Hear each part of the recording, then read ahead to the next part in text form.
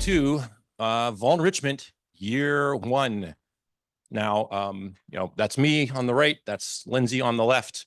We do have to give some credit, possibly apologies to Todd, who originally submitted this talk. So we're covering because he, changed what he was doing. So Todd, very good. I've never seen this movie, but I knew there was a movie called Year One. So this might have been Art and Todd, maybe. I don't think I would ever say Lindsey is in this picture anywhere. My daughter compares me to Jack Black. She says I have the same musical talent as he does. So I'm in the picture, just unsuspectingly. So yeah, year one of Vulnrichment, and Lindsey's going to take the first piece of our talk here. So Lindsey, slide is up. All right, perfect. You will have to find a way to wave at me. You'll have to jump up and down and scream Art or something if you can't hear me or if the volume, anything happens, but send a carrier pigeon, something like that. Thanks for joining us today, everybody. I'm sorry I couldn't be there in person. Really excited that Art is there to represent us in person so he can be the one that you harass after the talk is over with your additional questions. But thanks for joining us. So before we do jump into Vulnrichment, I'm going to be that person that wants to contextualize it with a little bit of like a CISA framing. I promise you I will not show you an org chart.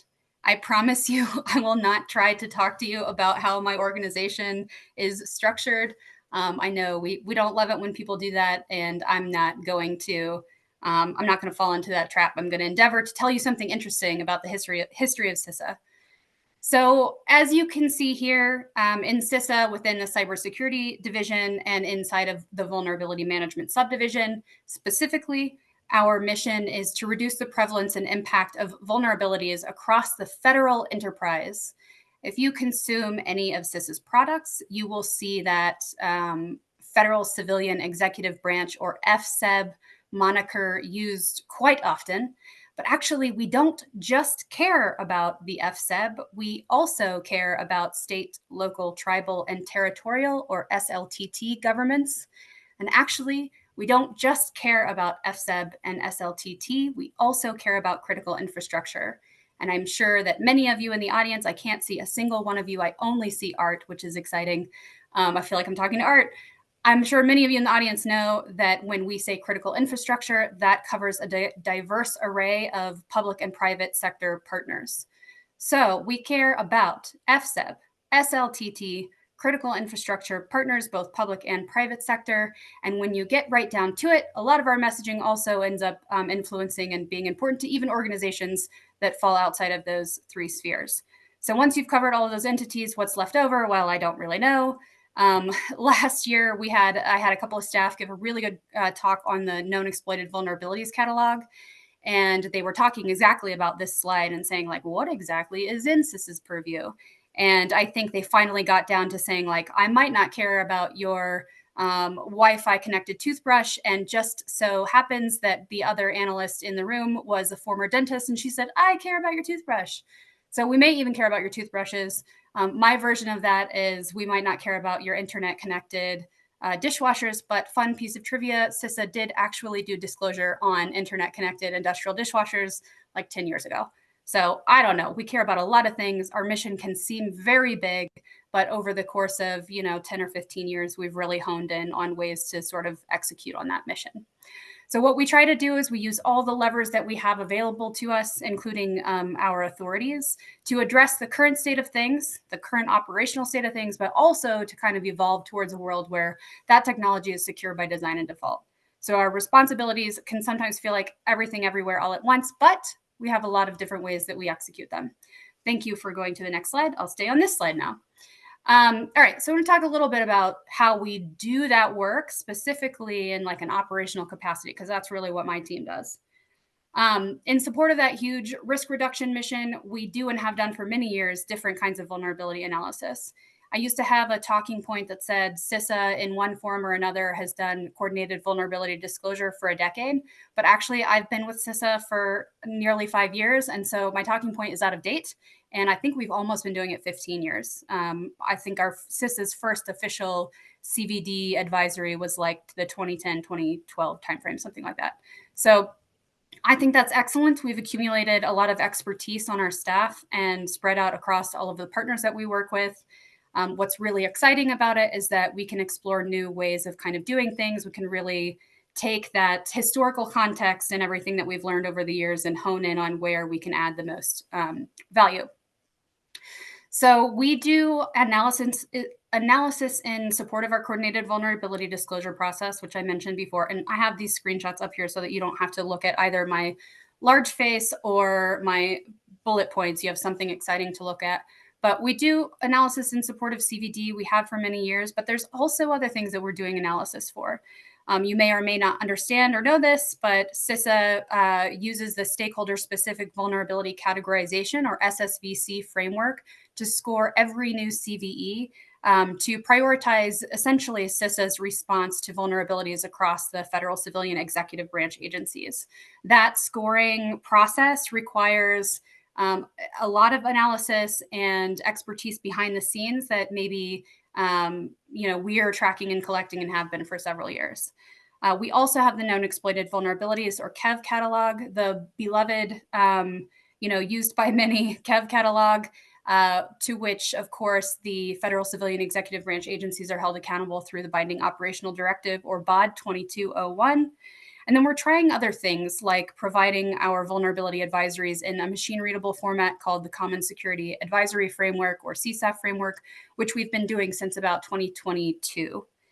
So we, even before sort of conceptualizing Vulnrichment, we had this maybe goal or ethos of taking all this stuff, all this analysis that we've been producing to execute that operational mission, to execute our role as an operational lead for vulnerability response, taking all that information, putting it together, and basically democratizing it as a public service, providing as much of it as we could that isn't like privileged information to the public in some kind of easily consumable format for you all to benefit with, do with as you please, essentially. So that kind of sets the stage for Vulnrichment. And I thank you for indulging my history lesson. I know that's not always the most fun, but I do think it's important to contextualize the slides that we'll go over later. And Art, of course, is going to do our deep dive, but I'll start here with our Vulnrichment design goals. I covered some of these already, but I like how this is mapped out because you can kind of see how we did put thought and planning into essentially making sure that we really stayed true to those original design goals. So first and foremost, providing useful data for vulnerability management. We're doing all of this right behind the scenes already. And last year and actually in the fall of the previous year, we had begun to think about how we could provide that useful data that we're already producing and maybe holding internally to the public. We did not want to reinvent the wheel. We did not want to create something big and expensive and clunky that was difficult to fix when it was going off the rails. We wanted to leverage those existing capabilities. So essentially, the idea was to take that CISA vulnerability triage and analysis that we were doing internally as part of our operational response role, feed it into the CVE ecosystem with essentially what was already under production, the CVE Program's Authorized Data Publisher, or ADP capability. I believe those, well, I don't have a good timeline, Art might, but I believe those talks were happening for a couple of years before we even really said, okay, let's do this thing. It was really important to us to stay transparent. You're going to hear transparency and transparent and references to our public dispute resolution process all throughout this presentation, because that is truly very important to the team behind Vulnrichment.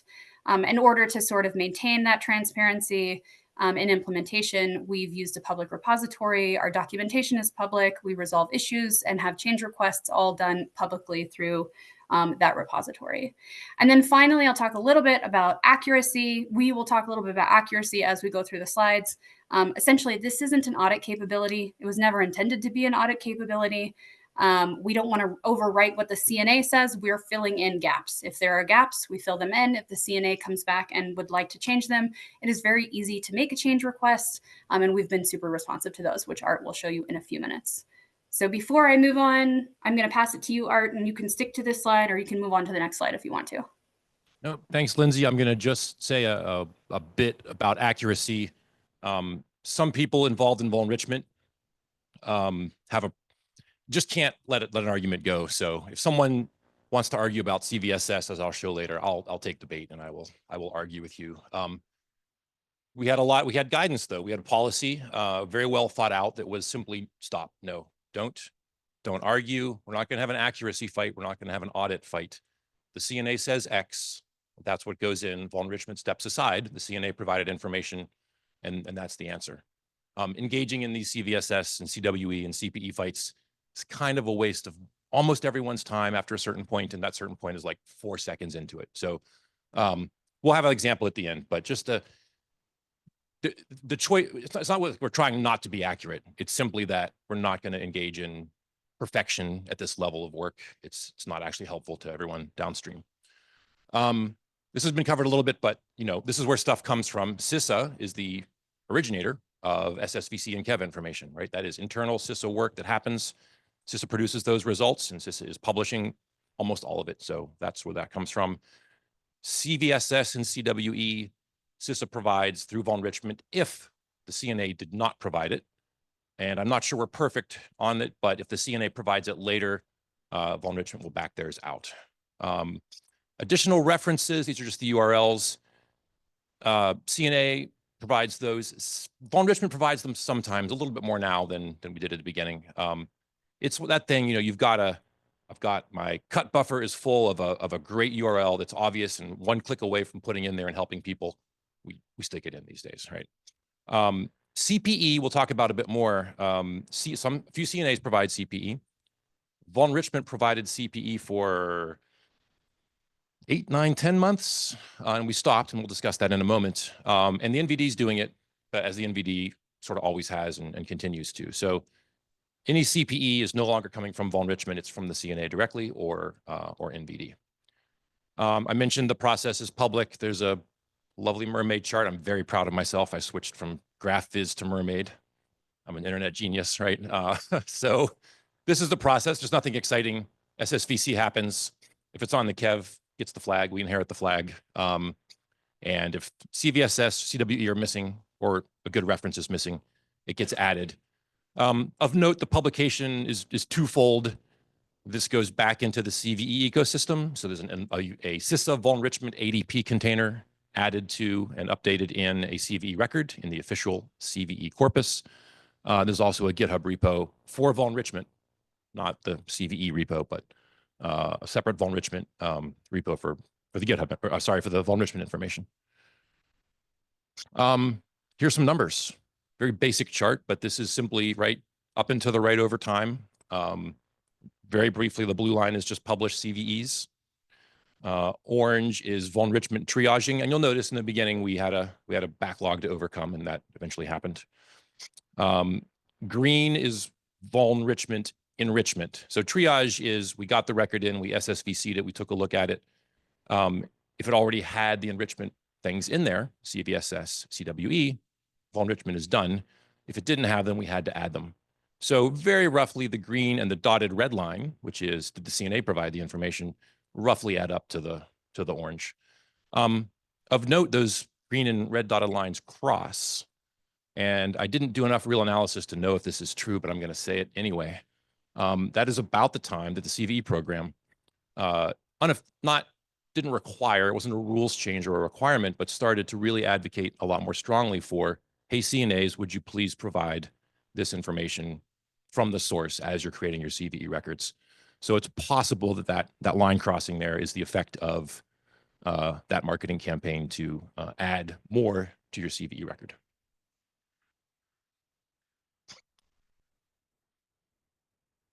No, the question is, do the CVE services require CVSS and CWE? They do not.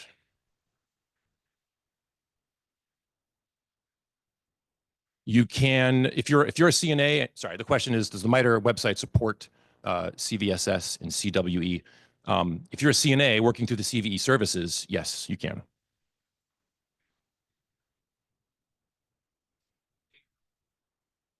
Yeah. If you are using the web form and you're not a CNA, the MITRE CNA LR decides what to do. I've seen a couple of times recently they've added CVSS and CWE, but it's not very common. Anybody in? Yes, Chris, is that what I said is correct? Confirming with somebody who knows for real. So, yeah, okay. Transparency. Lindsey mentioned it. I'm going to say it a bunch. It's a real thing. It is a core tenet of this work. There's a GitHub repo. It's all there. All of Vulnrichment is there. So, and you can, and people have issued PR, send us PRs and pull requests and issues, and we deal with them. And if you can figure out that, it wasn't the stuff we did, but the stuff the CNA did, you got to talk to the upstream. But we do what we can here. So at the moment, we have 2 open issues, which I should have closed right before, so I could have gotten a 0. They're just sitting open. They're not material. They're important issues, but they're not anything that's going to get fixed soon. So they're sort of OBE.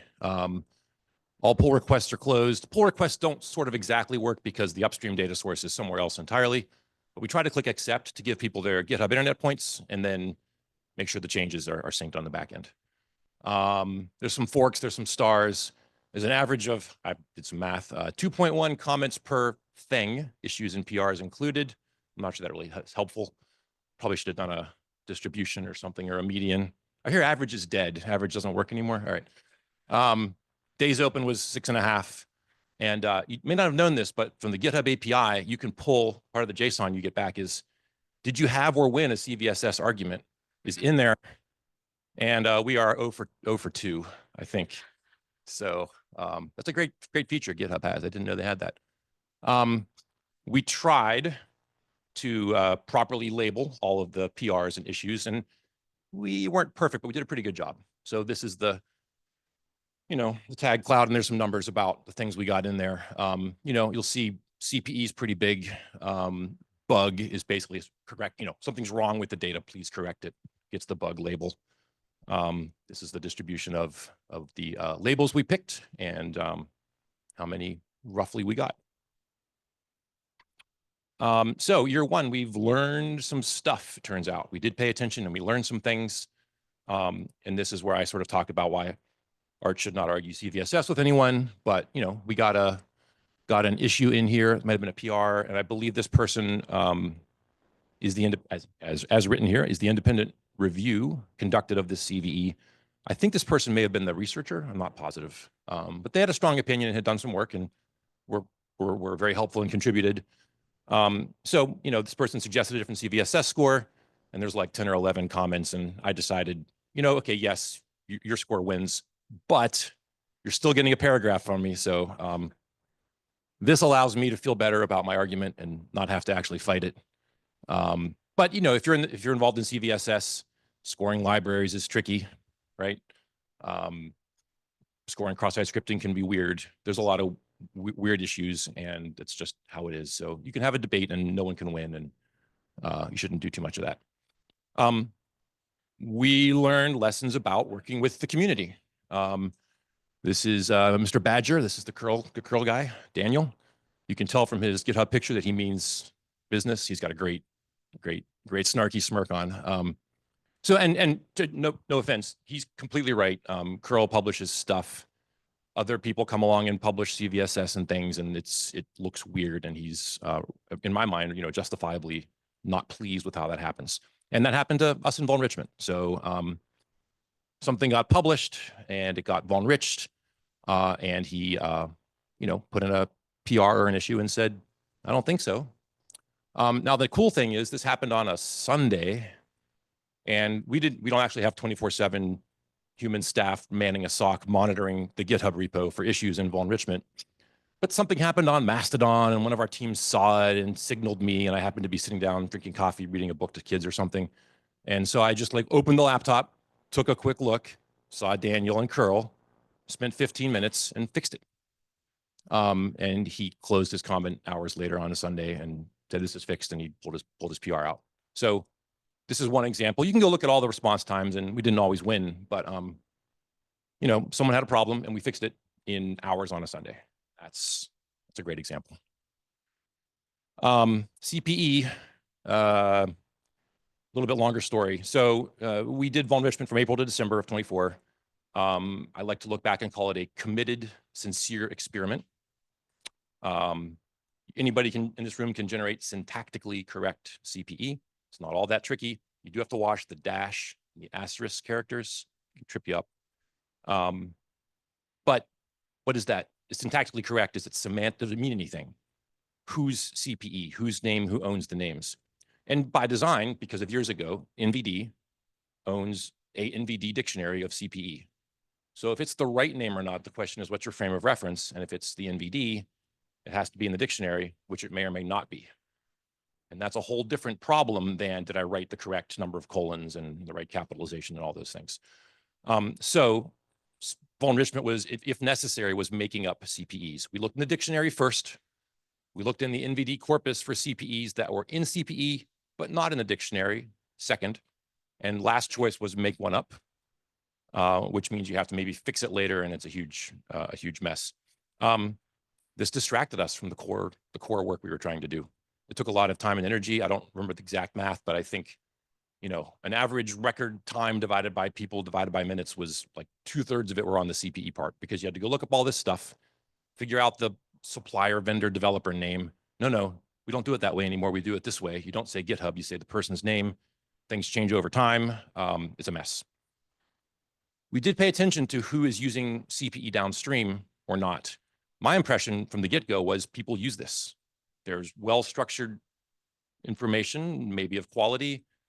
In the NVD version of it, you have the nice logic to have ranges and configurations and things. Some feedback that CISA conducted actually didn't really lead to a strong argument that people really needed and wanted CPE. So I've really heard evidence of both arguments, and I don't know which one is the winner overall. One more snafu here is, at the time, the CVE record format support for CPE was, I don't know, vestigial. It was just, you could throw one in and it didn't really help you with ranges and versions and stuff. That has since changed. The newer version of the schema and the record format does support CPE fully as if it came from the NVD. And yes, you can get an argument about CPE also, and you'll also be probably wasting your time. But again, I feel better having written something down, so it's on the record in GitHub somewhere. But yeah, we try to find good sources first. It was difficult, and if anyone's not familiar with this problem at the bottom here, right? Globally naming software is completely unsolved, and it's holding us all back. Every talk this week is also probably dependent on not having solved global software identity. Okay, we're close. We're at 5 minutes. I saw the 5-minute flag come up. I'm going to ask the voice in the sky to take back over here. All right, I will close it out. So to double tap something from the previous slide that Art said, I think it's really important. You know, we did make a decision after experimenting for several months with CPE to really focus on our core competencies of technical vulnerability analysis, like in the context of that response and prioritization work, and also to refocus on good coverage of emerging CVEs. So to kind of transition smoothly, which I didn't do, that was a little clunky, sorry, Art. To transition into this kind of next slide, yes, that is also Jack Black, but at this point, he has discovered bow ties and fire, so we're doing a little better. We learned a lot over that first year. That CPE experimentation for us taught us several different sort of tactical things, but it also kind of reminded us that there will be unsolved problems with the vulnerability ecosystem that we may experiment with in Vulnrichment and not solve through Vulnrichment. But I think that's okay. That hands-on experience manipulating data has taught us a lot of lessons operationally that we can then sort of feed into any recommendations for determining an approach to solving the problem. So I think that was actually a very valuable lesson that we learned and time well spent. Something else that I think that we can probably mostly agree on here is that non-authoritative enrichment, in other words, enrichment that's conducted by a third party, that's not the CNA or the vendor or some kind of like research expert, assisting the vendor, pushes the cost of enrichment up and the quality down. we continue as CISA and as the CVE program to push for that originating CNA or the manufacturer or the maintainer to provide that enrichment data, the CVSS and the CVE, at birth, so to speak, of the CVE record. And last but not least, I'm going to reach back into my sort of former life as a high school teacher and tell you that it's a lot easier to defend your answer when you show your work. We talked about this a little bit, but Vulnrichment in lots of cases proved to be a good experiment ground. It's a good place for us to test something in an environment where we could really do it at scale and see if it works. And when it doesn't, we can go back to our community and say, hey, we tried it and it didn't work. So we don't recommend doing that. Or, hey, we don't recommend that our organization do that. A great example of this is we have pretty good data that shows us that some of the highest, for example, CVSS scored vulnerabilities never ended up in our KEV. This is just an easier way for us to sort of do that calculation. Next slide, please. All right, going into the future, I'll wrap it up in 30 seconds so that we have 2 minutes of questions. We want to see continued community engagement. If you have questions about Vulnrichment or comments about specifically Vulnriched CVEs, please feel free to do that in our public repository, which is on GitHub. Again, double tapping the fact that CISA VM's mission has always existed, but now we would like to provide as much of that information as a public service that we can. And that's kind of the ethos of vulnerability management at CISA. And then finally, that experimentation mindset. That's not going away. The team behind Vulnrichment believes very strongly in both the core tenets of transparency and also continuing to evolve and try new things. So what could be next? I don't know. Maybe we try a new software identifier. Maybe we try references or something like that. But we will continue to experiment with Vulnrichment and hopefully have good data to back up our decisions about how to move forward. So that's all I have. Art, awesome. Last slide. I can no longer see the room. I just see a black box, but if there are questions, hopefully Art can answer or ask them out loud. Interrupt in the room, it looks like. Okay. Yeah, we have just a couple of minutes. So let me just start this by saying there's nothing in here after this, and if you want to go, but we're gonna, as long as Lindsey and Art are good. Okay, we'll take the questions. There's definitely some questions in Discord, right? Or were they all answered? Question in Discord, but since I have the mic, I'm going to ask my own question first. Sorry, guys, on Discord. So I saw the change that you all have made with CPE. Now that you've kind of seen firsthand the challenges with CPE, do you think CISA may revisit including that as part of the Security by Design pledge? That's a great question. I think we're always sort of reconsidering what should and shouldn't be in the pledge. Yeah, great question. Jumping over to what was in the Discord, when NVD and CISA both provide Vulnrichment but have pretty different assessments of a vulnerability, is there any mechanism to synchronize with each other? What is the relationship between CISA and NVD Vulnrichment teams? Would you like me to? I can take that. I'm sorry, I can't see you, Art, so I don't know if you're like reaching for the mic or not. I can say, sorry, I heard you. I heard your voice. You go, over. Okay, thanks. Yeah, we have a good relationship with the NVD team at NIST. I suspect if we had serious disagreements in the data with the NVD team, we could get on a call and have a conversation to understand their perspective. I don't know that has necessarily happened yet. Art, you could probably tell me that. But we continue to have a close working relationship with the NIST NVD team and meet with them regularly to try to sort of just see what's on the horizon and work together, continue working together across government. Yeah, there's no, I can just, on a slightly more tactical level, there's no official like data related relationship. We do some analysis and scripts and check for things that are off and try to resolve those, but it's nothing automated at this point, or a direct relationship that one, overrides the other.